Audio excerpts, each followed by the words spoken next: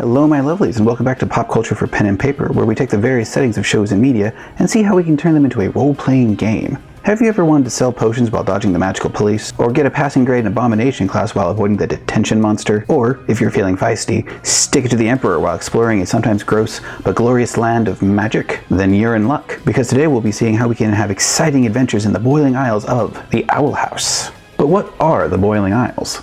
This is the Boiling Isles. Every myth you humans have is caused by a little of our world leaking into yours.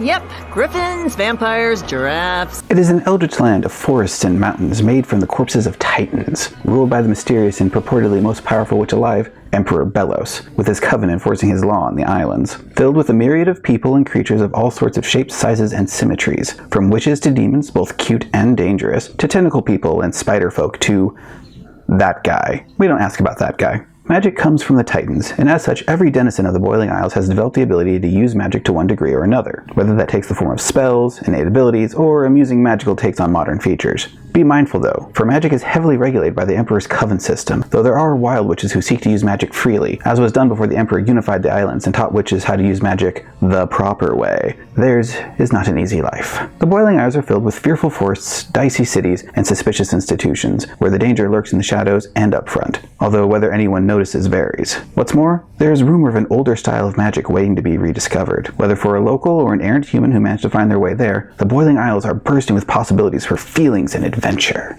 For games set in the Boiling Isles of the Owl House, we are going to slot things into the Genesis RPG system, a sturdy but flexible system covering multiple genres. But besides the core rulebook, we are going to need the expanded player's guide to have all the options needed for games set in this world. I mean, how can the Blight Twins torment people if they don't have illusion magic? And Gus. Do you really want to depower Gus? I didn't think so. The core mechanic of the Genesis system is build a dice pool consisting of your success-generating ability dice and proficiency dice, and failure-generating difficulty and challenge dice, along with any enhancement or setback dice from equipment, talents, or circumstances, and then roll. Successes and failures cancel each other out, and if you have at least one success left, you have successfully cast what spell you wanted, or accomplished the task you set out to do. More successes is better, but also count up the threat and advantage symbols. They generate additional negative or positive circumstances around your actions, and cancel each other out like successes and failures do. So it is in fact possible to succeed at a task, but have bad things happen around it, or fail, but have that generate good happenstances as well, with despair and triumph essentially being dire versions of threat and advantage. As there tends to be a wide variety of people types on the Boiling Isles, we should probably focus on their archetypes in society rather than their species. These archetypes are laborer, intellectual, aristocrat, and average human. Just not always a human. However, if you really want to emphasize the person's unique physical presence, go with the mutant option, which has a lot of variety to it. And if that still doesn't fill your need, you can take any species from anywhere in the books and slot it in. Anything kind of goes on the Boiling Isles, really. Also, if you want to play someone who was tragically cursed like our dear Ida, use the cursed shapeshifters of the mongrel species option. People of the Boiling Isles have lives they go about, and skills those lives foster more than others. So for careers, go with the setting-agnostic party roles, such as scoundrel, soldier, or tradesperson, and give each of them the Arcana skill to represent the universal presence of magic. Now you may be wondering, what about being a witch? For that we'll use the wizard career, but in this case it would represent either a teacher or maybe the high witch, as those who really specialize in magic. After all, in a world where everyone does magic, magic alone will not cover you. As for skills, use the baseless minus divine and primal, as all magic is one in the Boiling Isles, along with computers and astrocartography for obvious reasons. Piloting is used for flying in magical vehicles, and the combat skills of melee and ranged are not divided into heavy and light categories. What's more, give wizards the stealth skill along with alchemy so everyone has the same amount of in-career skills. Talents, which are special tricks and rule-bending abilities that can be purchased, remain the same. Just use the piloting-based ones for staffs, rooms, and other magical conveyance to really be that daredevil ace staff rider. You've been waiting for it, and now we get to the magic. Yes! Magic in the Boiling Isles is divided into 9 tracks by our dear Emperor, unless you decide to be free. Either way, the system of magic in the Owl House is very flexible. As such, we'll be using the magic variant rules, which is more about effects rather than sources. One can reasonably argue that the different tracks can have similar effects, but have it originate from a different place. An attack spell that creates a vine to hit you in the face, and a fire blast to the face, both still damage you. In the face. Magic in Genesis is split into broad magic actions: attack, barrier, conjure, mask, etc. You pick your action and build your specific spell from the list of effects from there. The more complex the spell, the more difficult it will be to cast. Regarding your track, some tracks will use some actions more than others, or some not at all. For example, both Abomination and Illusion might use Conjuration. Abomination for their muckmen, while Illusion might use it for semi-independent illusions that you use for tricking people or going to class for you. While both the Bard and Construction covens might use Augment to get the job done. Conversely, only Illusion would probably use the Mask action. Apply your track theme to your spells as a guiding principle, for narrative effects and for what you might be able to do with threat and advantage, and you're set. This also applies to the Glyph magic of Luce. One glyph type can get her a lot of different effects. Now let's build our favorite magic fangirl, Luce Noceda. For her archetype, we'll be going with Average Human.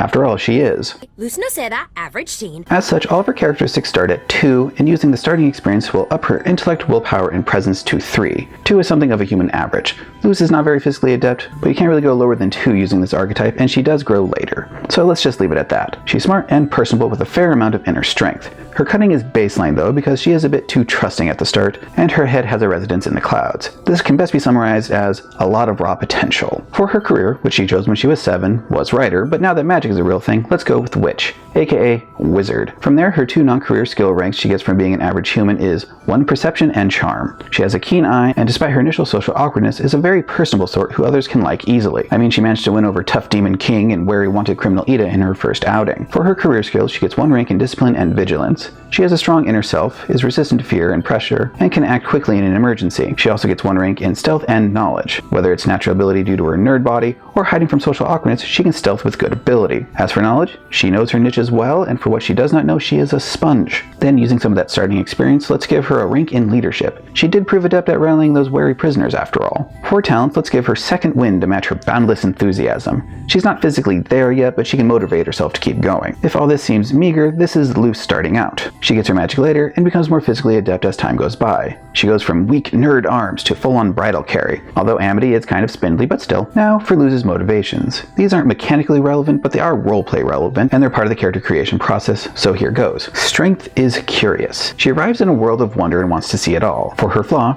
recklessness. If baited, pushed, or curious, she will dive right in, heedless of consequences, be it physical or social. Desire, expertise, in this case, magic. She wants to be the best witch ever, just like her favorite fictional character, Azura, or later, just like her mentor turned second mother, Ida. Lastly, there is her fear, which in this case is a variant of expression. She's not afraid of her means of expression being found out, so much that she fears that she will not be allowed to be herself, which is a fear I think we all can relate to. Whether you're setting your game in Bonesboro or in another town or city, the Boiling Isles is an open place. There's a shared framework, but room for variation. Between the wilds and other cities, there's a lot of room to set your stories, and room for the kinds of stories you can tell. One thing that has an influence on the kind of characters and stories to tell is the question of whether your character or characters are local or human. Are they a native who knows the ins and outs of dealing with society, or are they a person from Earth who finds themselves on an isekai journey, who makes big blunders but brings a different perspective? It's a big influence on tone. Additionally, you have to ask yourself, are you part of the system? Do you reject it? Or are you somewhere in between just trying to get by? And will you stay as any of these? Also, if you're a human in this strange land of magic, will you try to learn magic yourself, or take up the sword and be the lone blade in a house of witches? Some examples of possible stories. Maybe you're part of a coven of wild witches who just wants to be left alone, but the forces of the Emperor aren't letting that happen, and maybe they took someone from you. You fight.